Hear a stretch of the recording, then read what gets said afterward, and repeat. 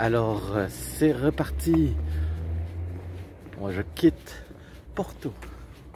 Très belle ville. Pour Jao. Alors, c'est sûr que je vais à Jao. Jao. Je sais pas si je le prononce correctement. En tout cas, ça ressemble à ça. Toujours au Portugal, évidemment. J'y reste. Et à Jao, eh ben, j'ai réservé une albergue. Donc, c'est sûr que je vais à Jao. Alors là, je sais pas dans quelle direction. Je vais regarder mon plan pour savoir où aller. Alors, grâce au GPS, j'ai trouvé la bonne direction. Alors, à part le Camino Frances, maintenant que je suis sur le Camino Portugues et que j'ai vu le Camino Nortes, ben je peux vous dire que sans GPS sur les caminos secondaires, on peut les appeler ainsi, comparé au Camino Frances, que si vous n'avez pas de GPS, ben vous risquez de trouver le temps long parce que les indications, je vous dis, il n'y a aucune... Ah, une flèche. Il faut les chercher.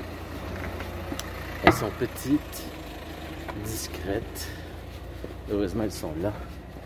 Mais sans GPS, vous risquez de vous perdre souvent. Mais ça, je ne blâme pas le chemin portugais parce que toutes les villes, surtout Porto qui est une grosse ville, ou les villages importants, on dirait qu'ils cachent. À part de quelques exceptions, il y a tellement d'indications dans les villes que c'est vrai qu'on peut se perdre facilement. Heureusement, sur les caminos, on nous fait marcher dans la nature, donc c'est plus facile à mettre des indications sans que les gens, les humains, les modifient, les enlèvent ou les rasent. Parce que tenez-vous bien, moi au début que j'ai fait le Camino Norte, ça m'a assez dégoûté d'ailleurs. Je traversais une forêt et les indications avaient été, c'était une forêt pour les bûcherons. Ben, il y avait des indications pour les marcheurs. Mais quand ils ont rasé la forêt pour en faire du bois commercial, ben, ils ont rasé aussi les indications. Fait que je me suis perdu dans la forêt. Il n'y avait plus rien. Il n'y avait plus d'indication. Zéro. Et c'était à ce moment-là, je ne maîtrisais pas le GPS comme maintenant. Ce qui m'aurait sauvé. C'est moi vous dire que j'ai un peu trouvé ça pénible. Quand tu te perds dans une forêt que tu ne connais pas. Alors c'est ça. Ça c'est l'histoire de la forêt rasée sur le Camino Norte. Alors c'est... Mais avec un GPS, ceux qui l'utilisent déjà ne sont pas surpris quand je dis ça. Je pense que tout le monde maintenant l'utilise, tellement c'est pratique. Ben, maintenant, avec un GPS, ben, terminer les tournages en rond. À un tel point que les gens se fient uniquement à leur GPS, moins à leur instinct, et marchent aveuglément dans une direction sans savoir trop où est-ce qu'ils s'en vont. Alors, c'est comme si on marchait un peu les yeux fermés, parce qu'on dit, ah, le GPS marche pour nous. Ben, il marche pas, mais il nous guide. Comme un aveugle se fait guider. Alors, ça devient l'autre extrême, parce que on perd tout sens de l'orientation. Et ça je m'en rends compte, parce que j'ai toujours voyagé sans GPS et j'utilisais mon sens de l'orientation, je me débrouillais souvent. Et maintenant les gens, et moi-même d'ailleurs, je suis en train de tomber dans cette facilité grâce au GPS. Je peux me diriger avec plaisir.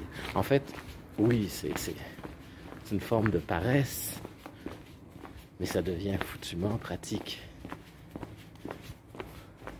Ça nous permet de moins stresser. Parce que quand tu sais plus où t'es, tu peux stresser très facilement. Donc, ne partez jamais sur le Camino sans GPS maintenant. Vous n'avez plus d'excuses parce que avec un téléphone, c'est tellement plus facile. De toute façon, tout le monde marche maintenant avec des téléphones. On n'a pas le choix. Moi, j'étais pas trop téléphone. Maintenant, j'ai vu surtout en voyage, son avantage. Alors, on continue. Alors, voici des pâtisseries portugaises. Vous voyez, celles-ci, je les ai déjà vues quelque part. Mais j'ai pas goûté encore. Alors, ça va être une de mes prochaines dégustations. Ces affaires-là non plus. Regardez. Les fameux pastels classiques du Portugal. Vous avez des variantes à la confiture. Et voilà, à la confiture. Ça, je retrouve ça souvent, ce genre de... Ça ressemble à être à la viande. C'est le genre de empanadas à la portugaise. Alors, moi, j'ai habité dans un quartier portugais. Fait que je suis un petit peu familier avec ça, à Montréal, le quartier portugais à Montréal. Et ces croissants-là, ils sont minuscules. Est-ce qu'ils goûtent la même chose que ce que j'ai goûté déjà, donc pas très sucré? Je ne sais pas. En tout cas, ils sont moitié grandeur de ce qu'on voit d'habitude. Ça très bien présenté. Enfin, c'est pour vous montrer un peu la gastronomie, la pâtisserie portugaise, qui est pas mal du tout.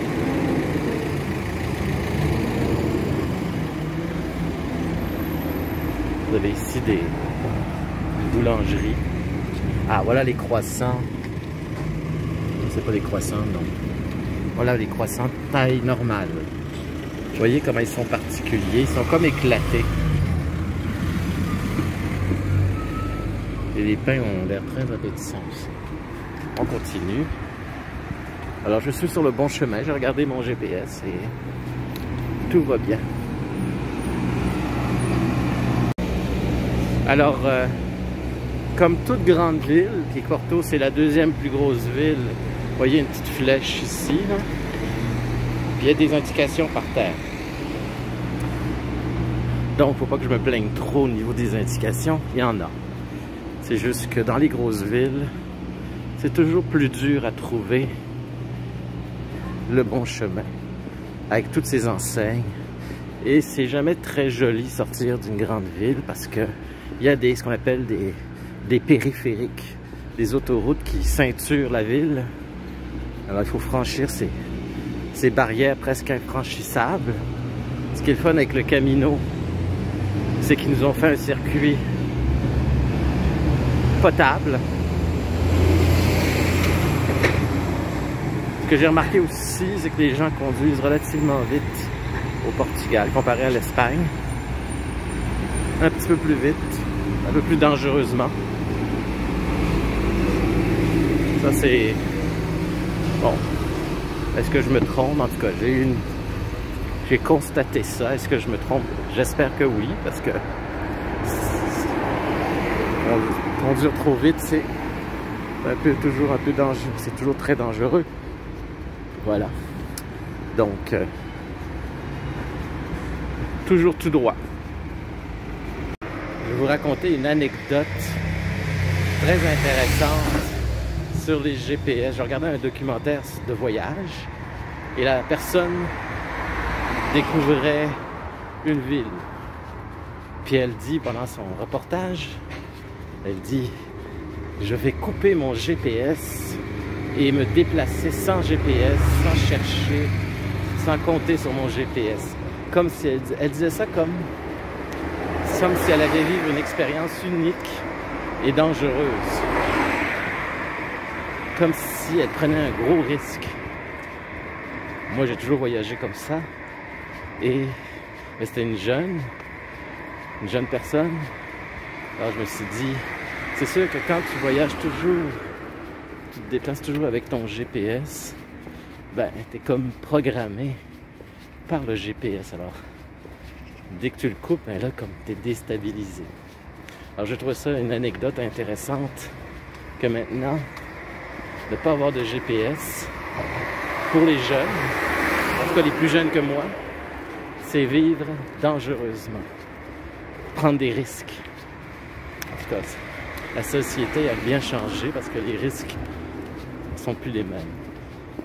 Donc, c'est une anecdote amusante parce que je vois pas quel risque il y a à part se perdre. Et encore là, se perdre, il y a quand même des pancartes, hein?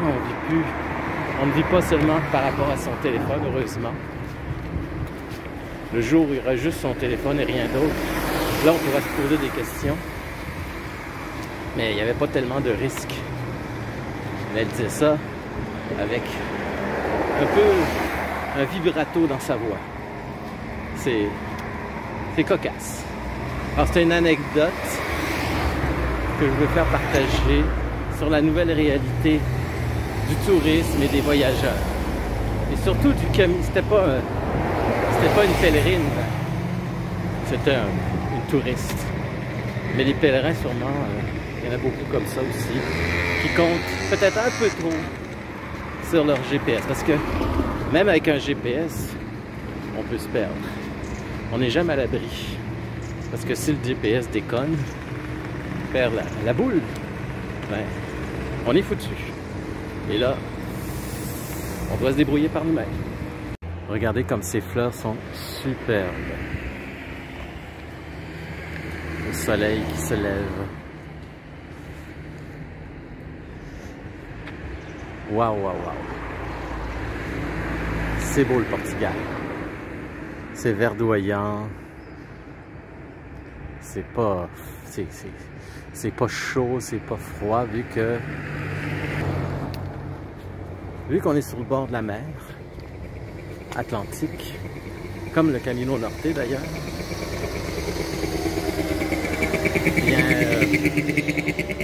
On ne souffre pas de la chaleur comme sur le Camino Frances, même si je n'ai pas souffert personnellement, mais vu que c'est beaucoup plus sec, on sentait beaucoup plus la chaleur avec la période de sécheresse qu'on a connue. En tout cas, ici, ils ne souffrent pas de cette sécheresse. Ils sont comme protégés par le vent de l'Atlantique. Et ça fait une végétation très verdoyante. C'est très vert, le Portugal. Un peu comme la Galice d'ailleurs, qui est la continuité du Portugal. Alors je suis toujours dans la banlieue de Porto et voici son lot de bizarreries. Vous voyez une annonce de chars usagés, d'auto usagés. Regardez les enjoliveurs, les capes de roue comme on dit au Québec aussi. Regardez comment c'est kitsch. Alors on appelle un bolide avec plein d'erreurs de perspective. Ben, c'est un peu maladroit, mais pas si mal. Mais ils ont foutu des capes de roue, des enjoliveurs sur la murale. On est dans en tout cas, on le remarque. Vous voyez, quand on fait de profil, on voit très bien le relief. Alors c'était une curiosité du chemin. Pas forcément bobo, mais ça c'est plus beau, vous voyez les azuleros sur la maison en bleu splendide. Vous voyez, voilà, on peut les admirer ici plus facilement.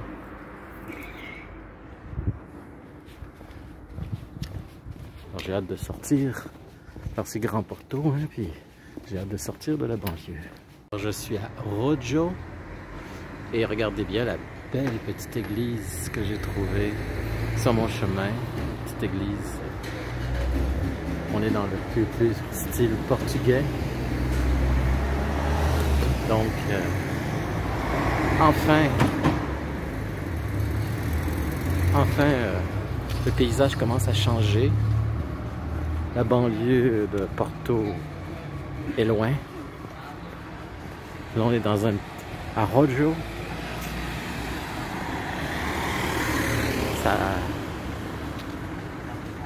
Ça fait plus typico. Et je vais prendre un chemin alternatif vers la droite qui va me permettre de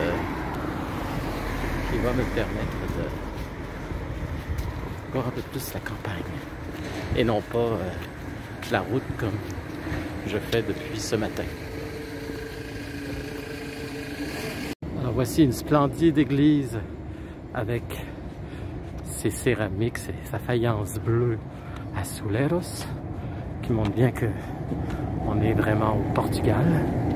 Alors je suis dans un petit village charmant. Je ne peux pas dire lequel, mais très joli.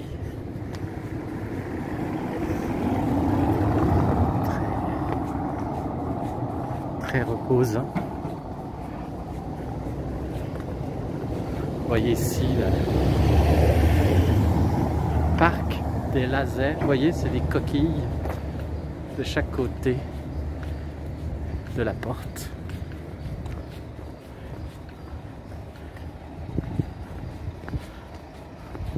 Toujours dans la recherche des particularités culturelles. Alors, j'ai trouvé ça. Je voulais relaxer sans prendre une bière parce que si je prends une bière, ça me tombe dans les pattes et je suis plus capable de marcher. Alors j'ai pris un coca, ce que je fais jamais ou rarement quand je suis vraiment mal pris. Mais là, quand j'ai vu Coca-Cola sans sucre à la lime, zéro azúcar, c'est surtout la lime qui m'intriguait. Alors du coke à la lime, ça, j'avais jamais vu ça. Vert. Ça saute aux yeux. Alors c'était une petite curiosité comme ça sur le chemin. Alors enfin la campagne. Mais en fait la campagne, c'est pas tout à fait la campagne. Le Portugal c'est différent de l'Espagne parce que il n'y a pas beaucoup de forêts à date. Est-ce que c'est parce qu'on est encore proche de Porto? Je l'ignore. Ça fait quand même 5 heures que je marche. Mais au moins il n'y a pas trop de circulation. Et fait curieux, c'est que les routes ne sont pas asphaltées, elles sont pavées. Depuis le début de ma marche sur le chemin portugais, je marche sur des pavés. Alors, il y en a du pavé. L'avantage, ben, c'est un petit peu plus fatigant pour les chevilles. Hein, si vous regardez, là c'est du pavé. Un peu plus fatigant, mais ça c'est pas pire qu'un chemin de roche. Ben, c'est moins pire qu'un chemin de roche quand même.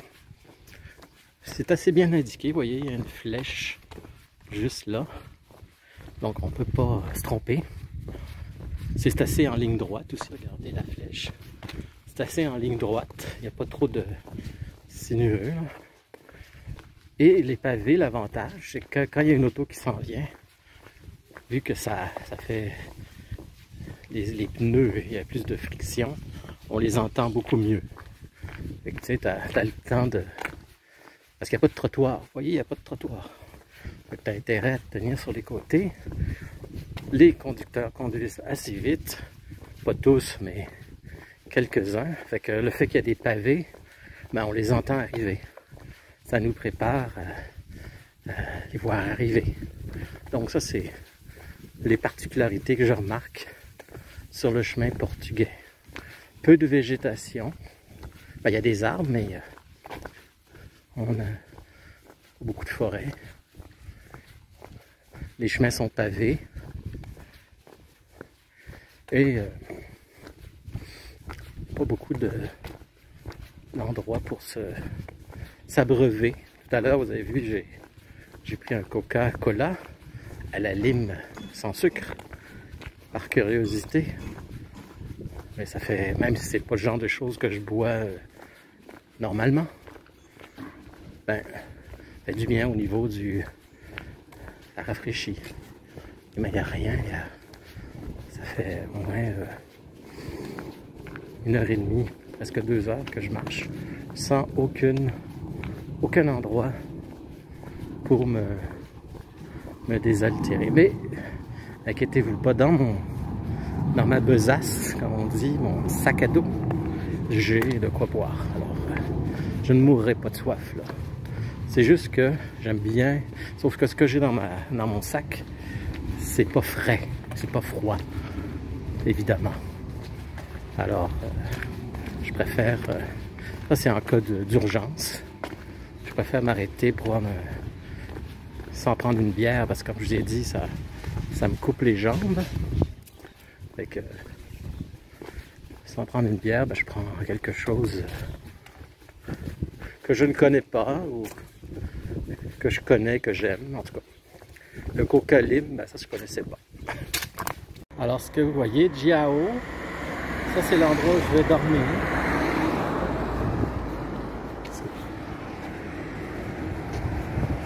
Et je suis proche, vous voyez la pancarte. Très proche. Et je voulais juste vous dire, j'ai été marcher moi en Irlande il y a quelques années.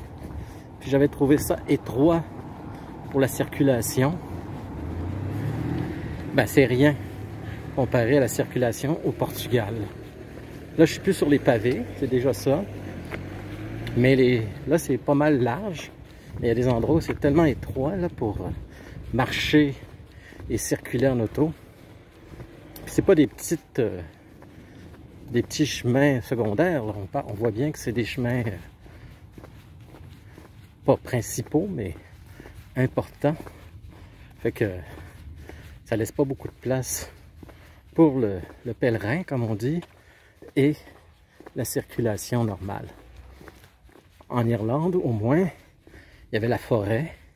Ici, il y a des murets. Ils mettent des murets partout. Des grands murs. Ça fait que si l'auto fait un peu des murs comme ça, là, mais plus haut encore. Ça, celui-là, il est plutôt bas. Et en Irlande, tu as la forêt. Fait que si l'auto s'approche, ben, tu peux aller dans la forêt. Pas te réfugier, mais te tasser, comme on dit. Mais ici, quand il y a des murs, ben, tu peux pas aller plus loin que le mur. Les gens roulent assez vite, comme je l'ai dit, et ça laisse pas beaucoup de place aux marcheurs. Donc, c'est pas la situation la plus idéale. Alors, je suis arrivé à mon but d'aujourd'hui, à 203,400 km de Santiago de Compostelle. Je me rendrai pas là parce que je fais un peu un chemin portugais expérimental, là, pour le tester, comme pour voir. Mais en tout cas, c'est la ville où je vais dormir ce soir. Jiao. Beau nom. Court et joli. Ça a l'air assez calme. C'est pas la ville où il y a un nightlife, une vie nocturne trépidante, j'en suis sûr. Mais l'important, c'est que je dorme les deux yeux bien fermés et bien reposés pour demain, parce que demain, ça continue, comme après-demain. Alors, c'est ça que je vous disais, regardez. Là, je suis au milieu de la route. Et il y a des murs très élevés de chaque bord, sur des pavés, avec des pavés. Et s'il y a une auto qui passe, je parle même pas de deux autos, mais une auto, ben, ça ne nous laisse pas beaucoup de marge de manœuvre. Hein? Il y a même des petits crochets. Vous voyez ici, très dangereux. Donc, c'est vrai que c'est des chemins qui ont été faits au Moyen-Âge. Les gens roulaient en charrette. Puis ça n'a pas bougé depuis le Moyen-Âge. C'est l'impression que j'ai. Et marcher avec des autos qui roulent assez vite, ben c'est un peu stressant. C'est ça que je voulais vous expliquer. De toute façon, j'arrive à mon gîte. Je vais pouvoir me reposer, prendre une douche. Je vous ferai une visite, voir ma chambre même. Et je vous ferai une visite de mon gîte. Il devrait être pas mal. Alors bonjour, j'avais promis une visite de l'albergue que je dormirai, où je dormirai. Alors ça s'appelle la Casa Mindela. Et c'est un château, c'est carrément une vie de château, vous voyez, parce que j'ai une suite. Alors ça c'est de la vue de ma suite. Et on va rentrer dans ma suite. Une suite pour 50 €. Je n'ai jamais eu ça. Tu sais, j'ai déjà eu pour 50 € un endroit très quelconque, mais une suite jamais. Alors, notez bien ça, la Casa Mindela. Ça, c'est sur le Camino portugais. C'est à la fin de la première étape, entre, comme je dis, entre Porto et, comment dire, Gijón, c'est ça que j'ai dit. Gijón, c'est ça. Alors, vous voyez, une petite cuisine, une petite salle. Alors, il y a 2 chambres. Ça, c'est ma chambre, avec salle de bain. Vous voyez, salle de bain. Excusez-moi, il y a des bas qui sèchent, des vêtements qui sèchent, évidemment, de ma journée. Et voilà ma suite pour 50 €. Tout ça, ce que je vous ai montré là, c'est le même prix. Avec vue, regardez, sur la nature. J'ai pas été voir l'autre côté.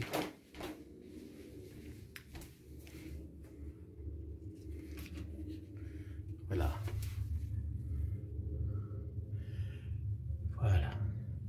Fait que c'est ça. Je suis surpris de tant de confort. Alors, je ne peux que vous recommander l'endroit. Et ben, ça va terminer aujourd'hui mon étape. Demain matin, je continue et je pense pas que j'aurai un gîte aussi beau. Je vais être dans un gîte, un albergue, dortoir. Là, c'est à donner comme ça parce qu'il n'y a pas grand gîte, j'ai dit, hein, sur le chemin portugais. C'est compliqué un peu de trouver à dormir. Comme le chemin du Nord, c'est compliqué. Tu prends ce qu'il y a. Il y avait une suite pour un prix ridicule. Bon, c'est plus cher qu'un dortoir à 6 personnes. D'habitude, c'est 15 €. Là, c'est 50 €, mais c'est ça. C'est ce qu'il y avait de disponible. Je prends ce qu'il y a. Alors, je vous souhaite une belle journée et à la prochaine.